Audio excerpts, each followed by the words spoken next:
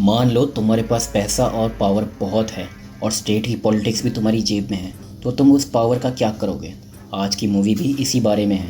2022 में रिलीज़ हुई mega starrer Chiranjeevi की गॉडफादर, जो कि 2019 में रिलीज़ हुई मोहनलाल की फिल्म लूसीफर का रीमेक है। एक बार की बात है, फ्रांस में इंटरपोल के हेडक्वार्टर्स में एक ऑफिसर जिसका नाम साइमन है, वो केस छोड़ देता है और एक नए ऑफिसर को बताता है कि उसने लाइफ में बहुत केस सॉल्व किए हैं, लेकिन एक आदमी इब्राहिम कुरैशी, इसने मुझे 60 साल तक बहुत परेशान किया लेकिन कभी हाथ नहीं आया।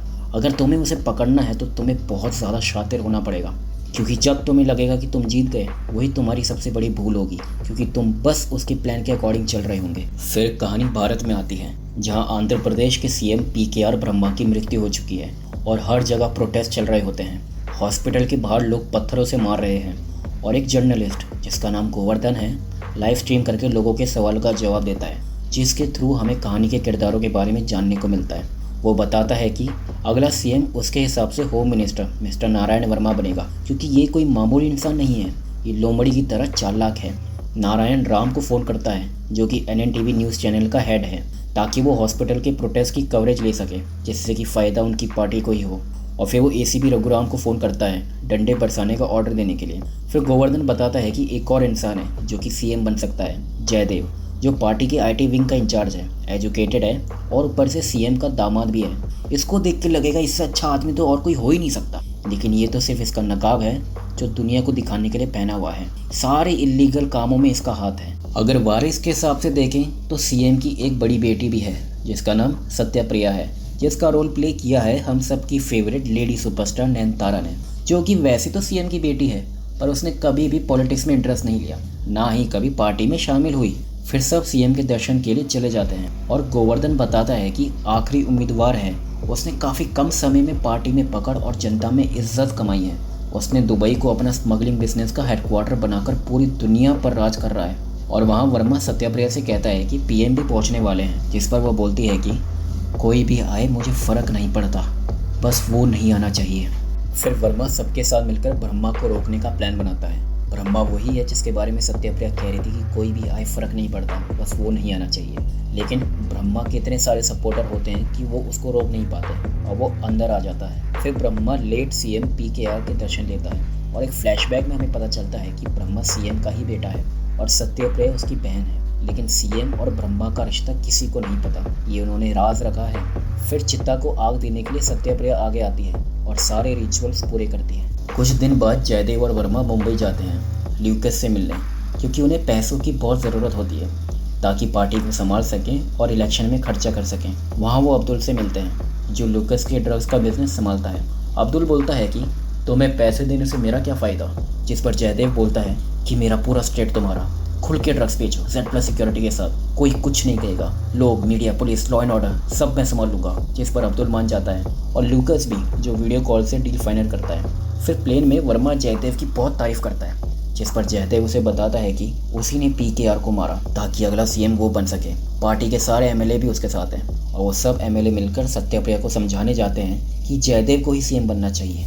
फिर घर पे जयदेव सत्यप्रिया से बात करता है और उसका मन हल्का करता है। फिर जानवी को बुक देने जाता है जिसमें कि हाई क्वालिटी की ड्रग्स होते हैं और हमें पता चलता है कि उसी ने जानवी को ड्रग्स की लत लगाई है। और वो उसे बताता है कि तुम किसी से भी ड्रग्स लो, सब खबर मुझ तक पहुंच जाती है।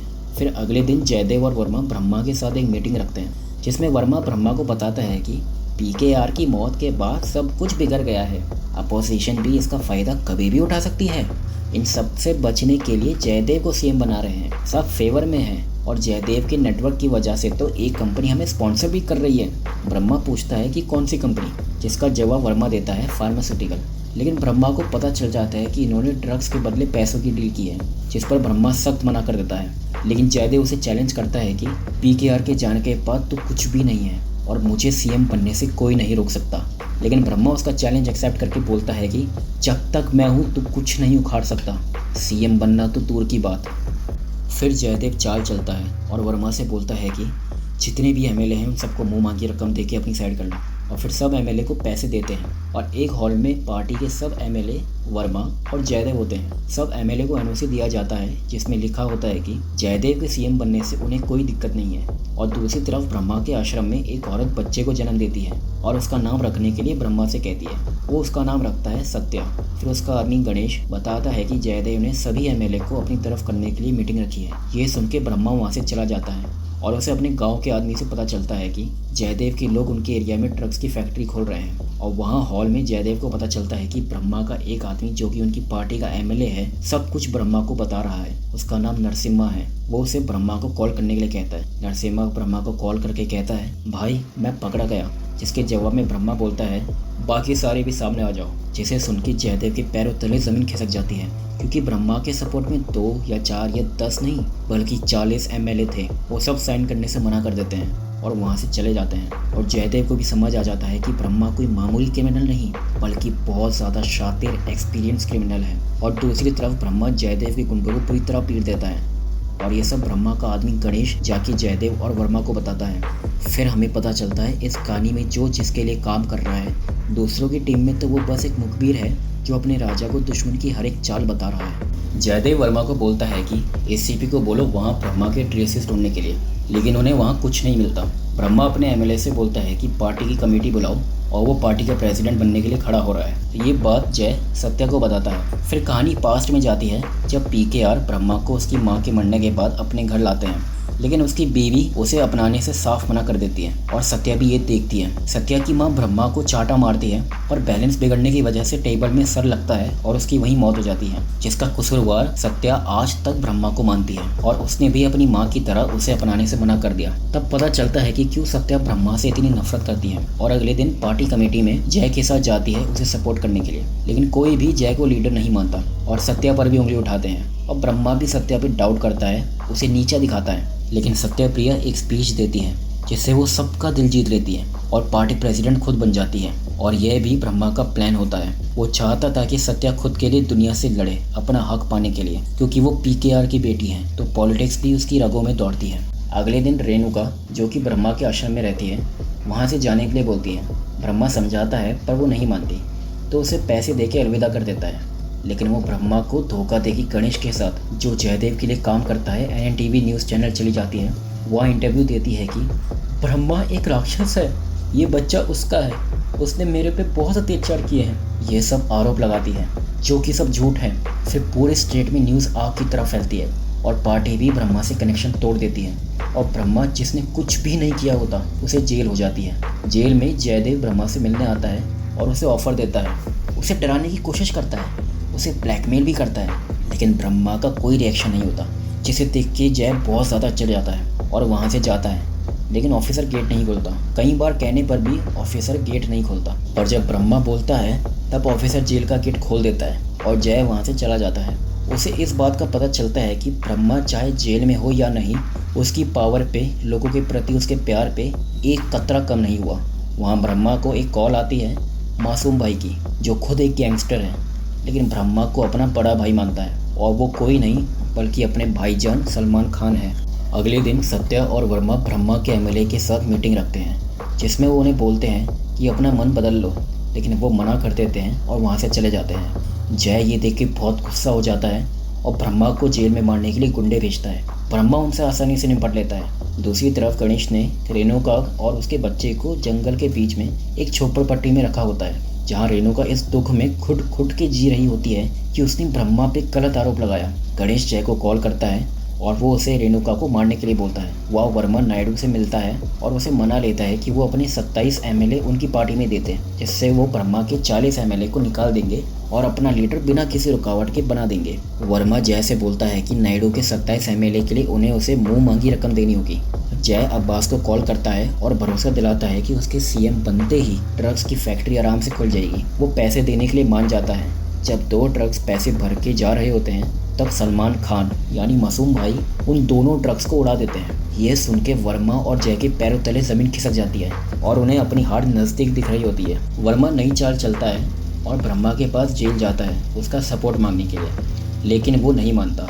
और अगले सीन में जय का आदमी रेणुका और उसके बच्चे को मारने आता है। गणेश उसे ना मारने के लिए विनती करता है, पर वो बोलता है कि वो उससे नहीं बल्कि बॉस से माफ़ी मांगे। गणेश फ़ोन को जयदेव समझ के माफ़ी मांगता है, बोलता है कि ये बच्चा उसका है, लेकिन फ़ोन पे जयदेव नहीं ब्रह्मा होता है, और ये आदमी जो शुरू से वर्मा के लिए काम कर रहा है असल में वो ब्रह्मा का सिपाही है, और ब्रह्मा उन दोनों को माफ़ कर देता है। वहाँ जेल में गोवर्धन ब्रह्मा से मिलने जाता है और ब्रह्मा उसे पार्टी के सब एमएलए की लिस्ट देता है और उसे बोलता है कि इस बार इन्वेस्टिगेट करे कि किस पे कितना काला धन है।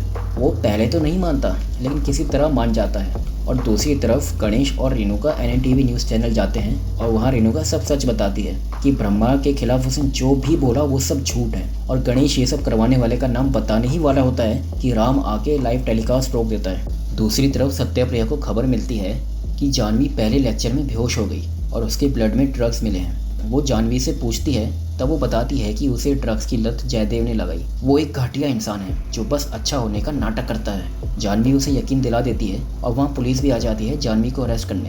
घर पर सत्याप्रिया जयदेव को कन्फ्रंट करती है, तो वो उसे सच बताता है और अपना असली रूप दिखाता है। तब सत्या को पता चलता है कि जय एक राक्षस है और उसे अपने पापा की बात याद आती है जो उन्होंने कही थी कि एक दिन तुम किसी मुसीबत में फंसोगी, तुम्हारे आसपास सिर्फ अंधेरा होगा, तब उम्मीद की किरण लेकर तुम्हारी जिंदगी में आएगा ब्रह्मा।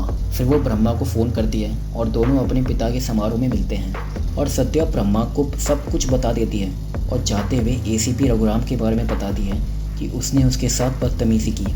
ये सुन के ब्रह्मा को बहुत गुस्सा आता है। वो रघुराम को मार देता है और राम और श्वेता के घर जाके उनको अपनी तरफ कर लेता है, जो एनएनटीवी न्यूज़ चैनल के मालिक हैं। फिर ब्रह्मा का आदमी वर्मा को एक पेन ड्राइव देता है और बोलता है कि सभी एमएलए बैठ के ये फिल्म देखना। फिर फिल्म स्टार्ट होती है और उसमें गोवर्धन सब एमएलए के काले धन का चिट्टा किट्टा खोलता है और सब पागल हो जाते हैं। वहीं सत्या को खबर मिलती है कि जानवी हॉस्पिटल से किडनैप हो गई है। उसे पता चल जाता है कि ये किडनैपिंग जयदेव ने कराई है। वो ब्रह्मा को बताती है और ब्रह्मा अपने कॉन्टैक्ट की मदद से अब्दुल के ठिकाने पर पहुंचता है मासूम भाई के साथ। वहाँ वो दोनों अब्दुल और ल्यूकस के आदमियों को आसानी से हरा देते हैं और मेन रूम में आते हैं। वहाँ अब्दुल मासूम भाई को देख के शॉक हो जाता है क्योंकि मासूम भाई अब्दुल से भी ऊपर है। और फिर ब्रह्मा अंदर आता है जिसे देख के ल्यूकस शॉक हो जाता है और सबको बंदूक नीचे करने के लिए बोलता है। जयदेव के कुछ समझ नहीं आता और वो ल्यूकस से बोलता है कि Lucas, he is the reason for every goddamn thing, kill him.